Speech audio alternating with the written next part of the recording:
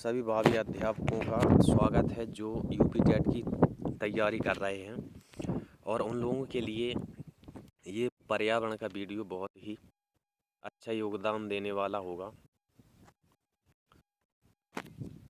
तो देखते हैं पर्यावरण अध्ययन के ये प्रश्न।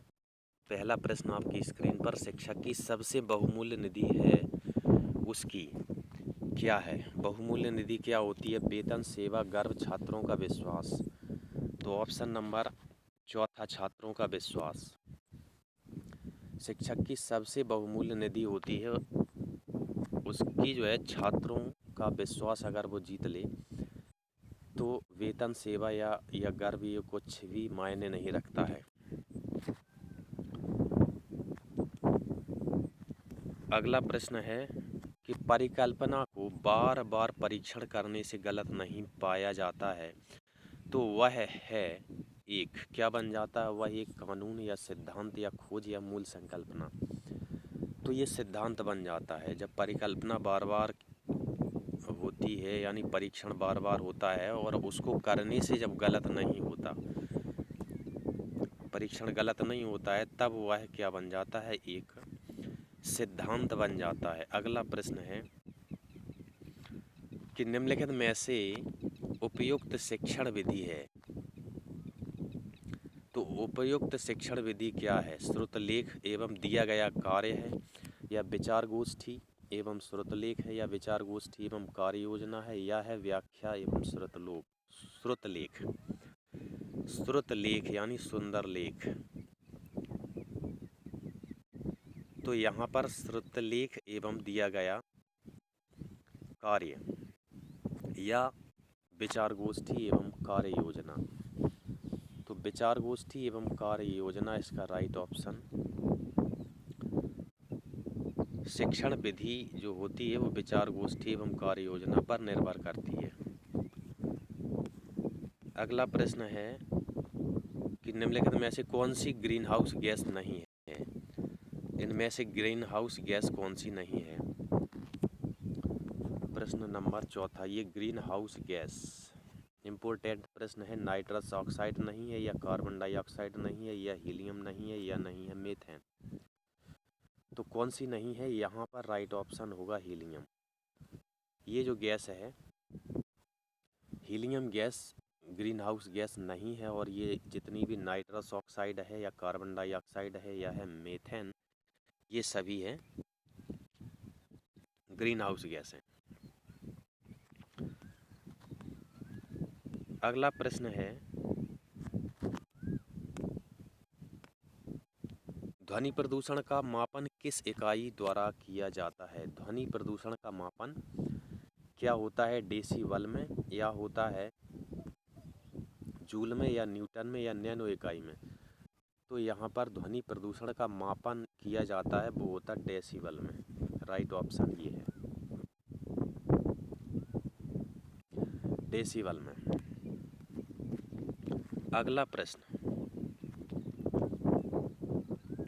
प्रश्न दिया है कि किस स्थलाकृति का निर्माण हिमानी द्वारा हुआ है? बहुत इंपॉर्टेंट प्रश्न है ये।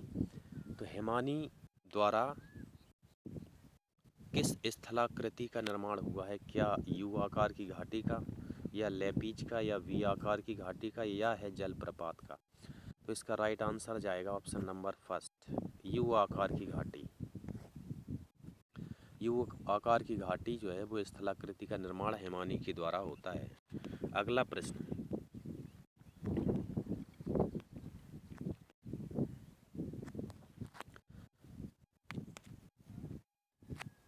निम्न नदियों में से कौन सी नदी बंगाल की खाड़ी में गिरती है? तो ये सुवर्ण रेखा गिरती है, या गिरती है ताप्ती, या नर्मदा, या सिंधु नदी। तो इसका राइट ऑप्शन जाएगा सुवर्ण रेखा नदी। अगला प्रश्न,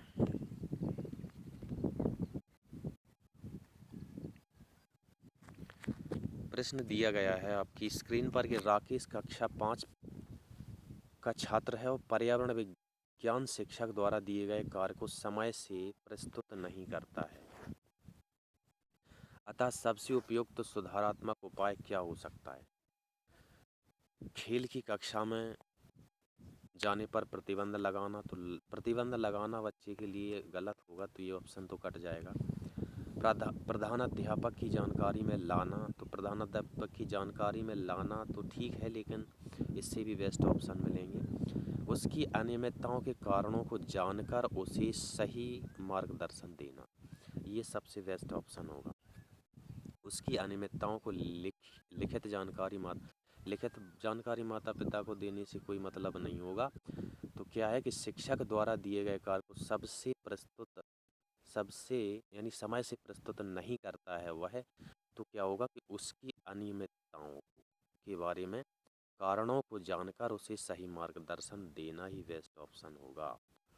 ठीक है, यही राइट ऑप्शन इसका। अगला प्रश्न,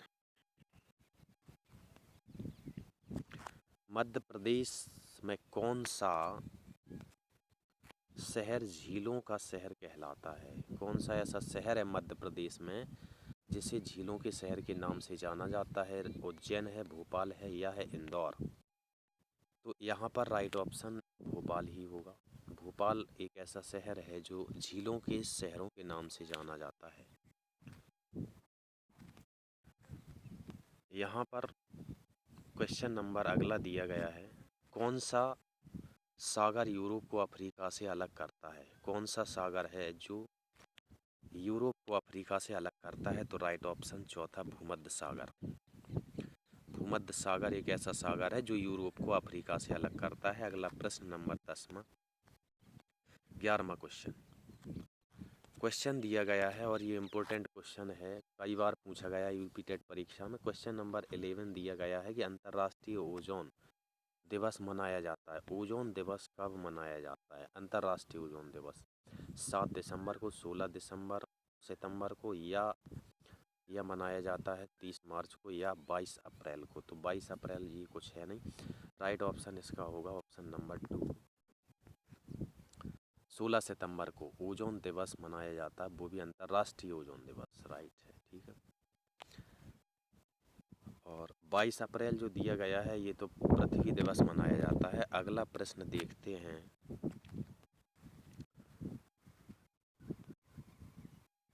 किसी खाद्य श्रृंखला में शाकाहारी होते हैं प्राथमिक उपभोक्ता या प्राथमिक उत्पादक या द्वितीयक उपभोक्ता या अपघटनकर्ता? तो खाद्य श्रृंखला में शाकाहारी जो होते हैं वो क्या होते हैं? राइट ऑप्शन नंबर फर्स्ट है प्राथमिक उपभोक्ता। प्राथमिक उपभोक्ता होते हैं। अगला प्रश्न आता है, पारिस्थितिक तंत्र, अच्छा प्रश्न है कि पारिस्थितिक तंत्र के तत्वों के चक्रण को क्या कहते हैं? जैव भू रासायनिक चक्र कहते हैं या रासायनिक चक्र कहते हैं या भूगर्भीय चक्र कहते हैं या कहते हैं भू रासायनिक चक्र? तो इसका राइट ऑप्शन जाएगा ये जैव भू रासायनिक चक्र कहलाता है। ऑप्शन नंबर फर्स्ट करेक्ट होगा इसका।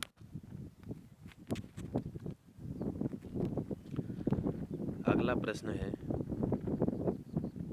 कि ईंधनों में से कौन सा न्यूनतम पर्यावरणीय प्रदूषण उत्पन्न करता है? तो न्यूनतम पर्यावरणीय प्रदूषण उत्पन्न करने वाला ईंधन कौन सा हो सकता है? यहाँ पर करेक्ट ऑप्शन क्या होगा? तो यहाँ पर पेट्रोल या डीजल या हाइड्रोजन या कोयला, तो यहाँ पर होना चाहिए हाइड्रोजन, राइट ऑप्शन, क्योंकि पेट्रोल वगैरह इनसे तो ज़्यादा होता है ना।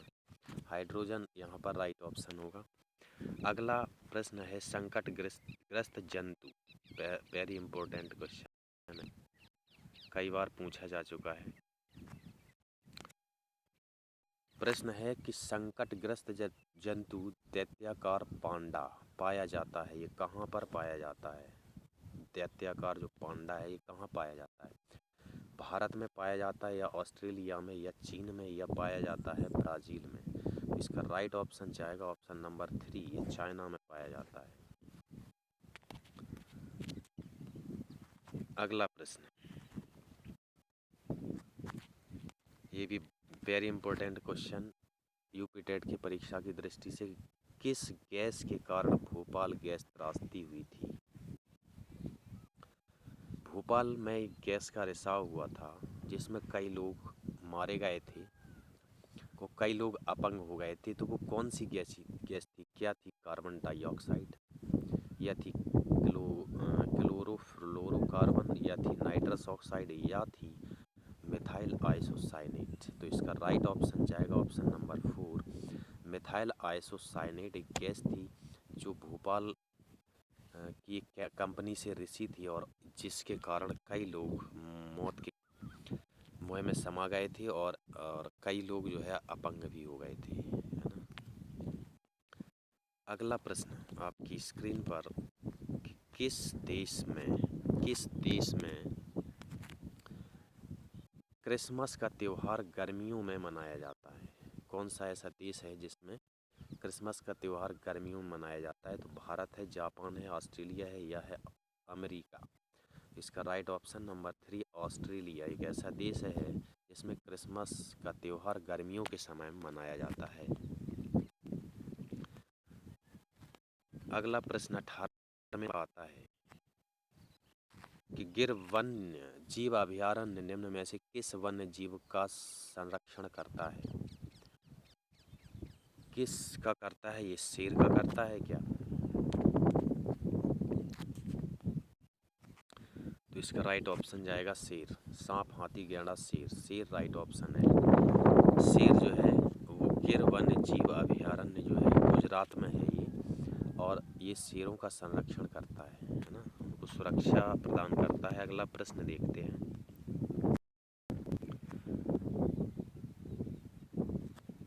प्राकृतिक वनस्पति मरुस्थलीय प्रदेशों में पाई जाती है, कौन सी प्राकृतिक वनस्पति है? तो ये है कैक्टस।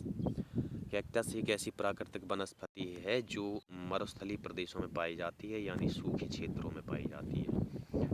ग्रीन मफलर क्या है? बहुत ही इम्पोर्टेंट प्रश्न आपकी स्क्रीन पर ये कि ग्रीन मफलर है क्या?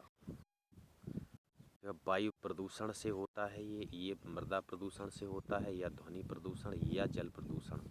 तो ग्रीन मफलर ये होता है ध्वनि प्रदूषण से। राइट ऑप्शन इसका तीसरा होगा। ग्रीन मफलर ध्वनि प्रदूषण से रिलेटेड है। और अगला प्रश्न आपकी स्क्रीन पर ये दिया है, भू पारिस्थितिक तंत्र में ऊर्जा का महत्वपूर्ण स्रोत क्या है? तो ये सभी लोग जानते हैं, ये है सूर्य। ऑप्शन नंबर 2 होगा, सूर्य, है ना। अगला है, टाइटन किस ग्रह का प्राकृतिक उपग्रह है? तो टाइटन क्या है? शनि का है या शुक्र का है? शनि या शुक्र बताइए। टाइटन क्या है? शनि का है ना। तीसरा ऑप्शन सही होगा, शनि। टाइटन किस ग्रह का प्राकृतिक उपग्रह है? तो ये है शनि का। अगला प्रश्न है, निम्नलिखित में से कौन सी बायोडीजल की फसल है? ये भी इम्पोर्टेंट प्रश्न है। बायोडीजल की जो फसल है वो क्या है? तो ये जेट्रोफा है, या कपास, या गन्ना, या आलू? तो आंसर, राइट आंसर इसका दूसरा नहीं होगा, इसका जेट्रोफा होगा। डीजल बायोडीजल जो बनता है वो जेट्रोफा से बनता है। इसका दूसरा ऑप्शन करेक्ट ऑप्शन होगा। कपास, गन्ना, आलू ये नहीं होंगे, ठीक है।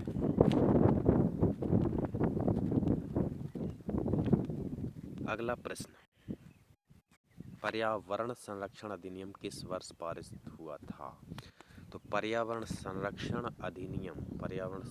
अधिनियम जो है वो कौन से वर्ष में पारित हुआ था? तो इसका राइट ऑप्शन क्या हो सकता है? 1986 में।